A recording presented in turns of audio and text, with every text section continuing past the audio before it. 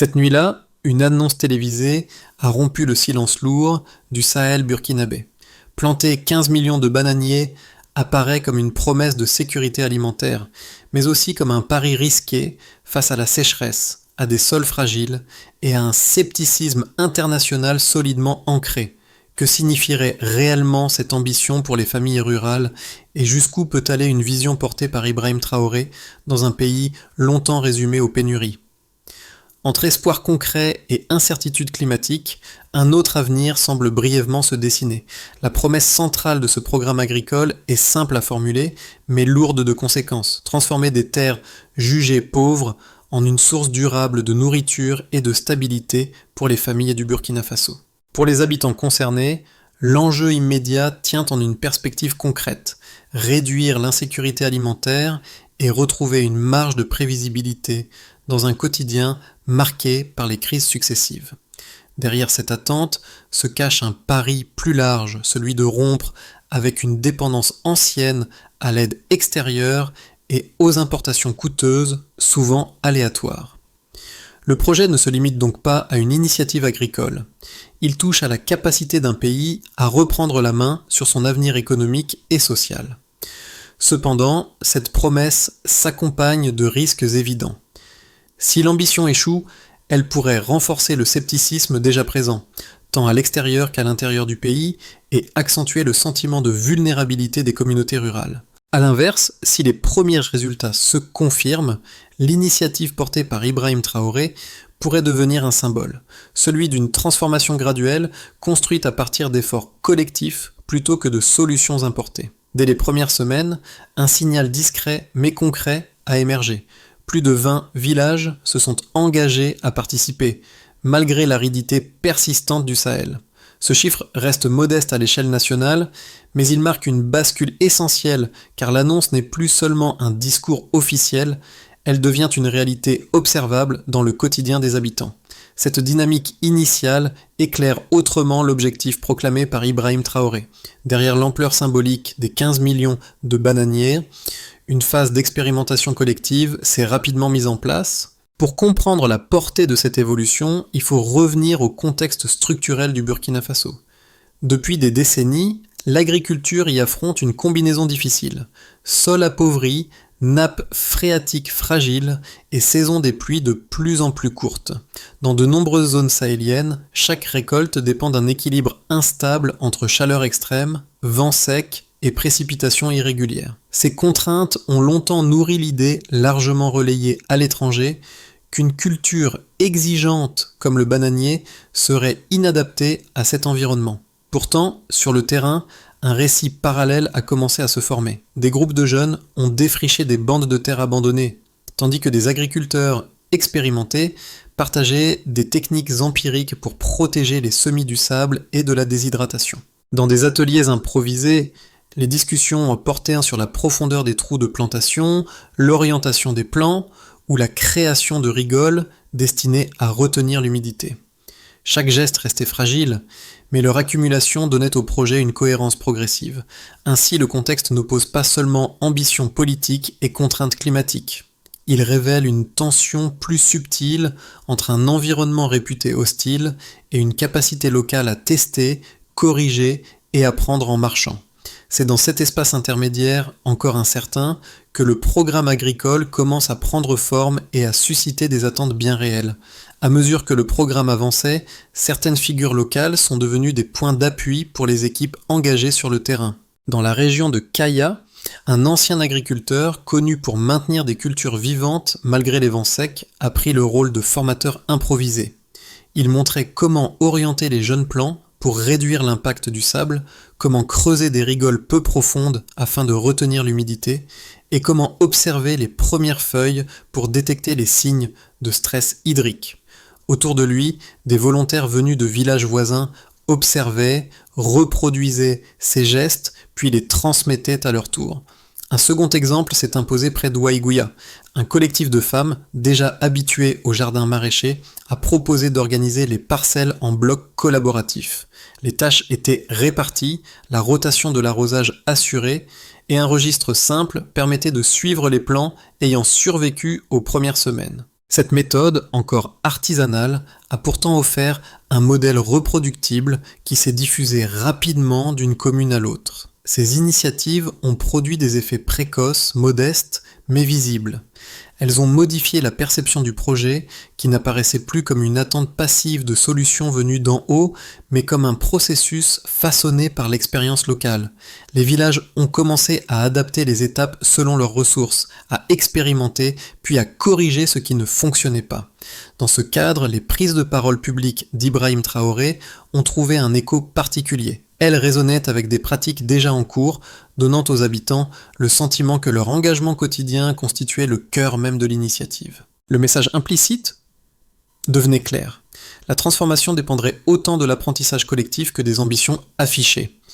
L'activation du programme a d'abord pris la forme d'une mobilisation intense et rapide. Dans plusieurs villages, les équipes locales ont commencé par délimiter les parcelles, creuser les fosses de plantation et installer les premières rangées de jeunes bananiers.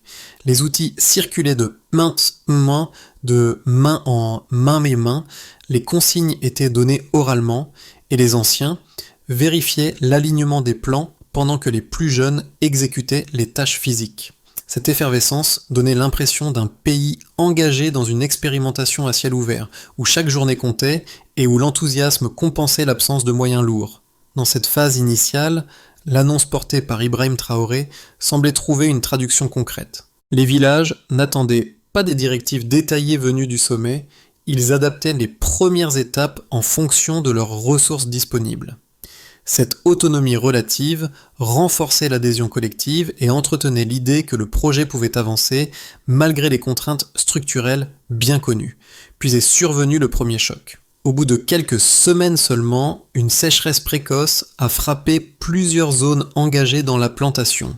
Les feuilles des jeunes bananiers se sont recroquevillées en quelques heures sous l'effet de la chaleur et des vents secs.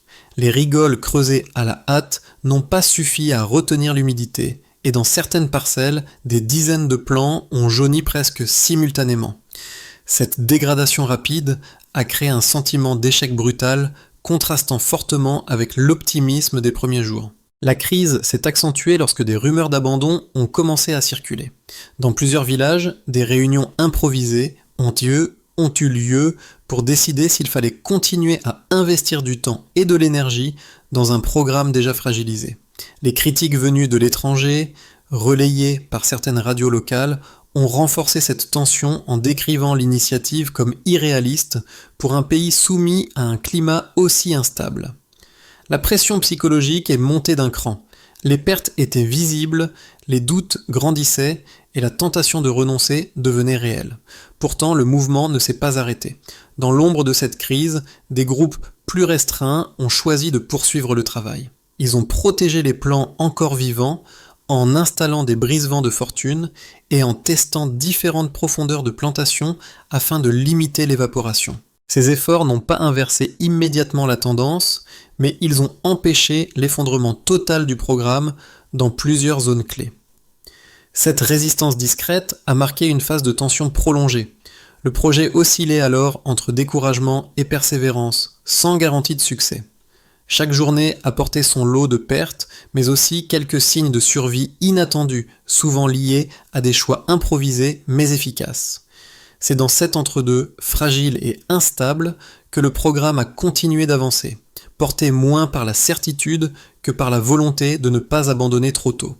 Au départ, la situation de référence était brutale. Dans plusieurs villages du Nord, environ la moitié des jeunes plants installés lors de la première phase ont dépéri en quelques semaines. Ce niveau de perte a servi de point zéro implicite, révélant la vulnérabilité extrême des bananiers face à l'évaporation rapide, au vent sec et à l'irrégularité des pluies. Pour de nombreux habitants, ce constat chiffré, même approximatif, a confirmé que le projet ne pouvait survivre sans un changement profond des méthodes employées.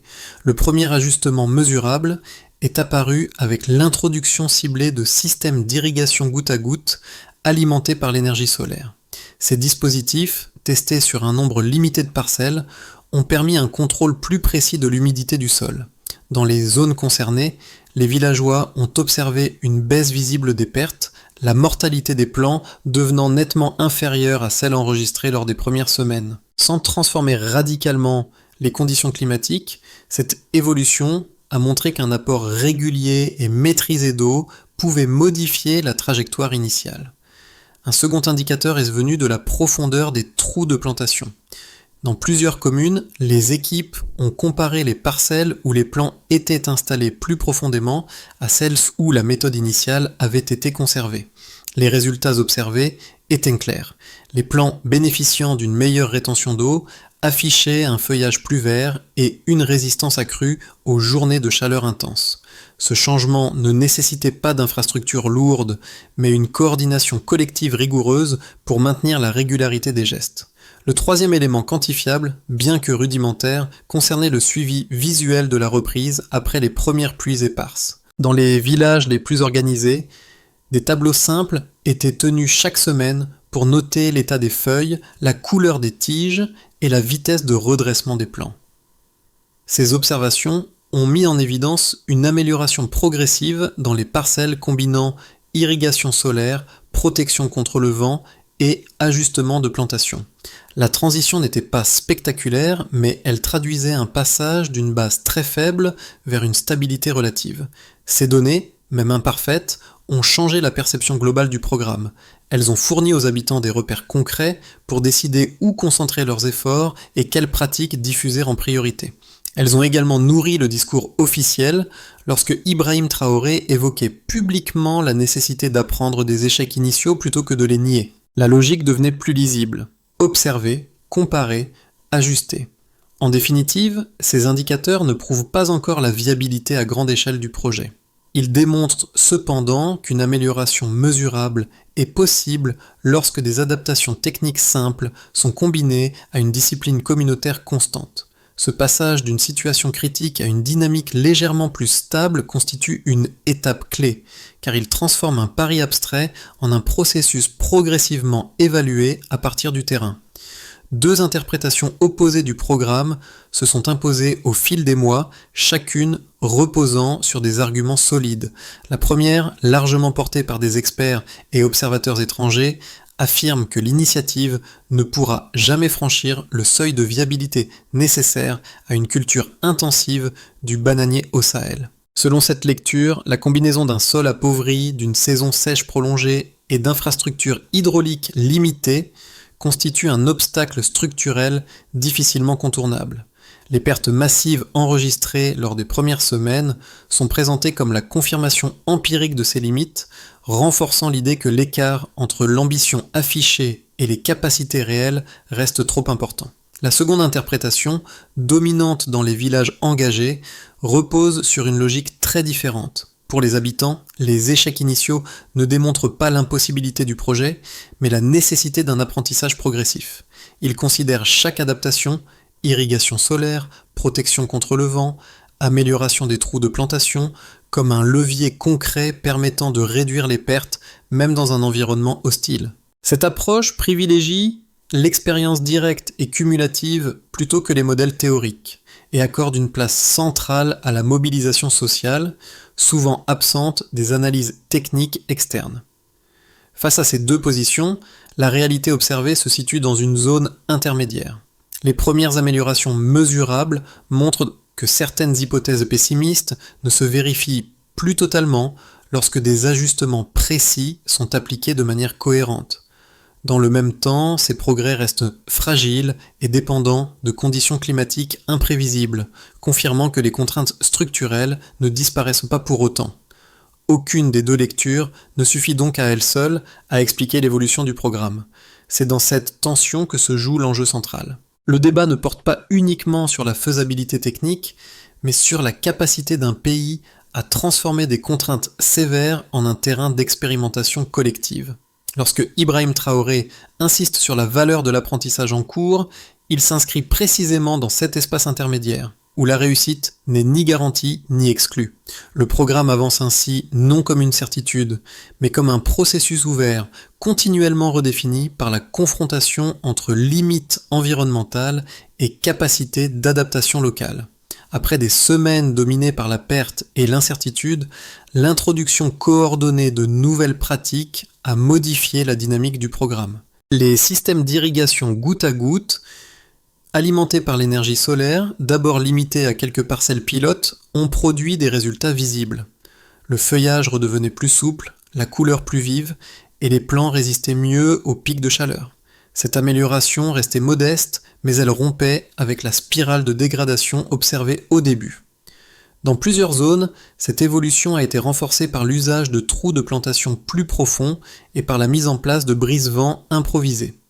Les habitants ont constaté que la combinaison de ces gestes réduisait la mortalité des jeunes bananiers et facilitait leur reprise après les premières pluies éparses. Ce constat a entraîné une réorganisation locale. Les équipes se sont recentrées sur les parcelles les plus résilientes, puis ont étendu progressivement les méthodes efficaces aux zones les plus exposées. Cette phase marque un tournant symbolique. Le projet n'est plus perçu uniquement comme une succession d'essais risqués, mais comme un processus capable de produire des ajustements reproductibles. Lorsque Ibrahim Traoré évoque publiquement cette étape, il souligne moins les objectifs lointains que la valeur de cette stabilisation relative, preuve que l'effort collectif peut infléchir une trajectoire défavorable. La bascule reste précaire, mais elle change profondément la manière dont les acteurs envisagent la suite. Les effets du programme commencent à se manifester de manière différenciée selon les groupes directement ou indirectement impliqués. Pour les familles rurales, premières concernées, la survie progressive d'une partie des bananiers a créé un changement perceptible dans le quotidien. La perspective de récolte partielle, même limitée, a réduit l'angoisse liée aux périodes de pénurie récurrente et renforcé l'organisation collective autour des parcelles. Cette amélioration, encore fragile, a aussi encouragé des réseaux d'entraide, où l'échange de main-d'œuvre et de techniques est devenu plus systématique. Du côté des petites activités économiques locales, l'impact apparaît plus graduel mais structurant. Les coopératives, notamment celles animées par des femmes, ont commencé à envisager la transformation des bananes en produits à valeur ajoutée destinés au marché de proximité. Même sans volumes importants, cette dynamique a permis de diversifier les sources de revenus et de créer des emplois modestes mais réguliers. Elle a également renforcé les compétences organisationnelles, avec une gestion plus rigoureuse des flux, des stocks et des ventes. Les jeunes constituent un troisième groupe fortement touché par la dynamique du programme, la participation aux formations, aux expérimentations techniques et à la maintenance des systèmes d'irrigation a modifié leur place dans la communauté.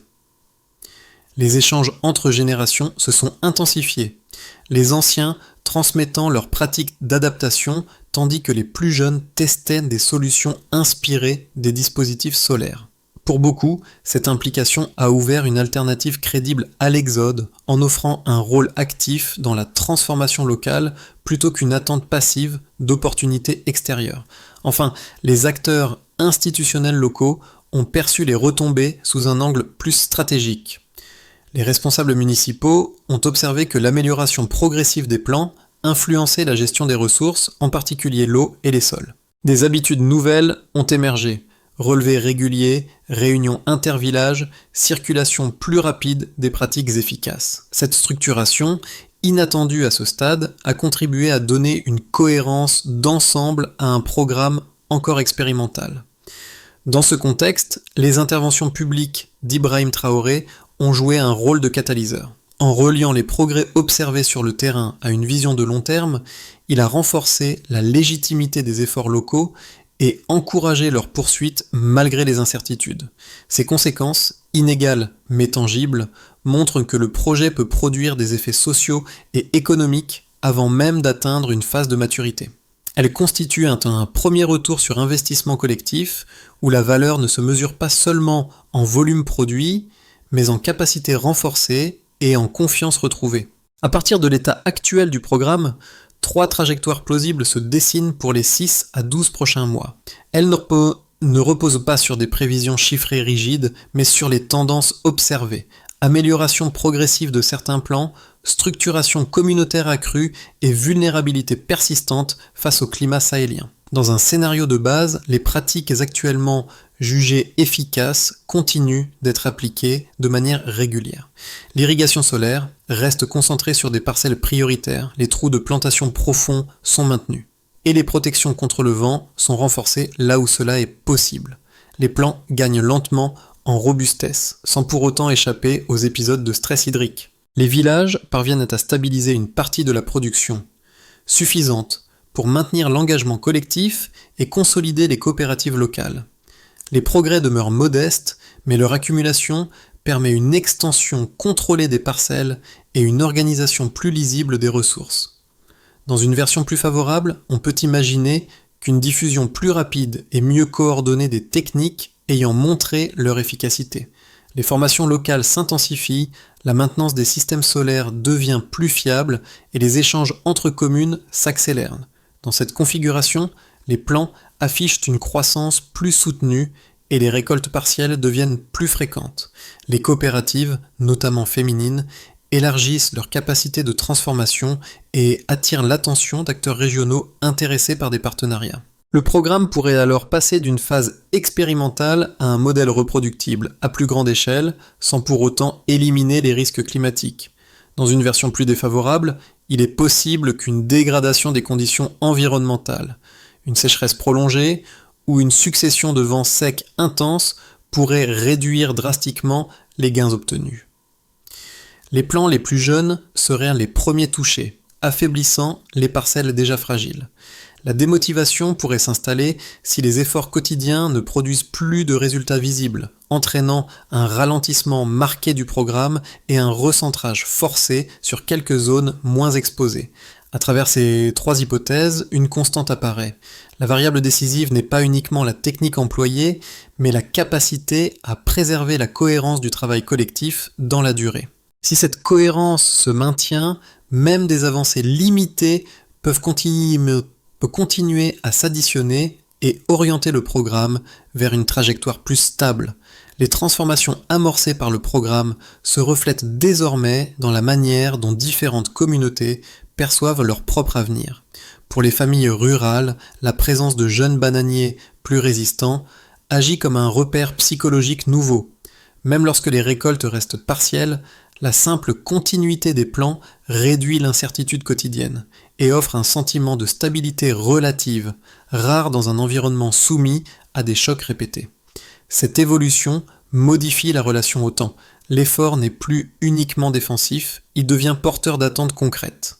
Chez les jeunes, l'impact se joue sur un autre registre. Participer aux formations, entretenir les dispositifs d'irrigation solaire ou protéger les semis confère un rôle structurant au sein du village. L'apprentissage se fait par l'observation et l'expérimentation, créant une dynamique où la compétence acquise localement devient une source de reconnaissance sociale. Pour certains, cette implication réduit l'attrait d'un départ vers des horizons incertains en ouvrant la perspective de construire un avenir sur place. Les coopératives féminines vivent également une inflexion notable. La stabilisation progressive des parcelles renforce leur capacité à planifier des activités de transformation et de commercialisation. Cette montée en compétences économiques s'accompagne d'un élargissement de leur influence dans les décisions locales, modifiant subtilement l'équilibre des responsabilités au sein des communautés. L'autonomie recherchée passe autant par la maîtrise des revenus que par la reconnaissance du rôle collectif. Pour le spectateur, qu'il se situe au Burkina Faso ou à l'étranger, ces évolutions invitent à une lecture plus nuancée. Elles montrent comment des gestes simples, répétés et partagés peuvent produire des changements mesurables dans un contexte pourtant défavorable. Lorsque Ibrahim Traoré évoque cette dimension humaine du projet, il met en avant une idée centrale.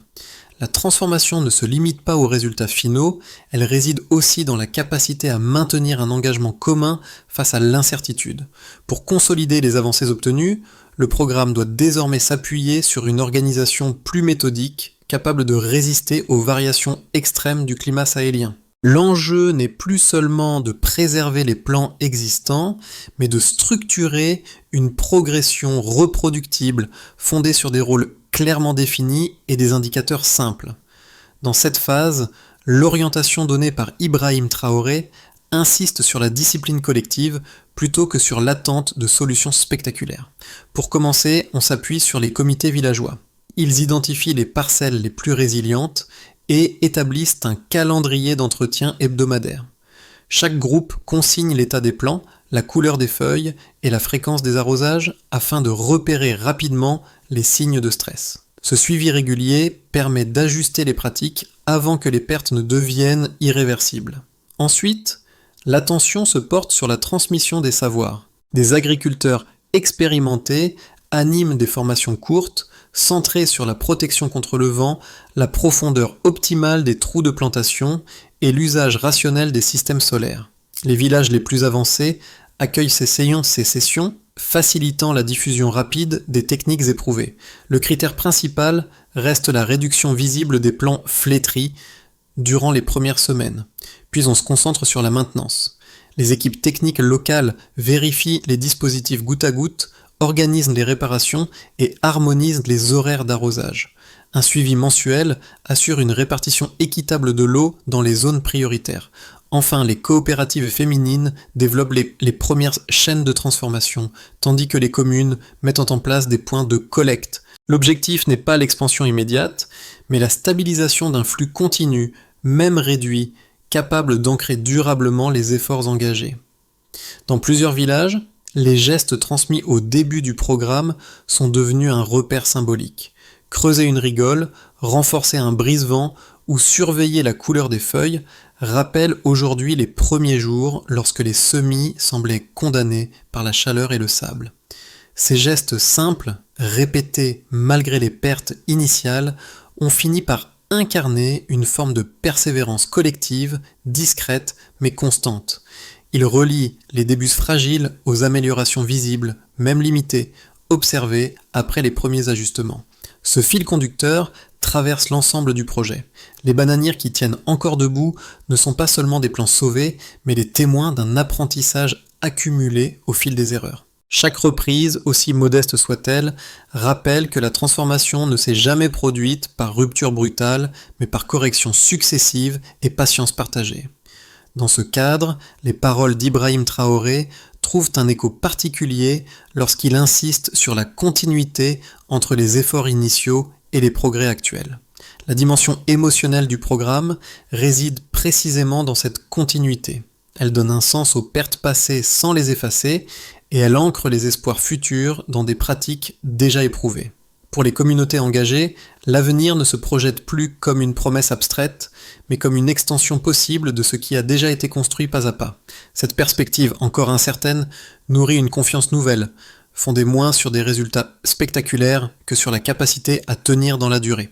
Au terme de cette trajectoire encore inachevée, le programme agricole du Burkina Faso invite à une réflexion qui dépasse largement le cadre des bananiers plantés dans le Sahel. Il pose la question de la manière dont une société choisit de répondre à ces contraintes, non pas en attendant des solutions extérieures immédiates, mais en construisant des réponses à partir de ses propres ressources et de son organisation collective.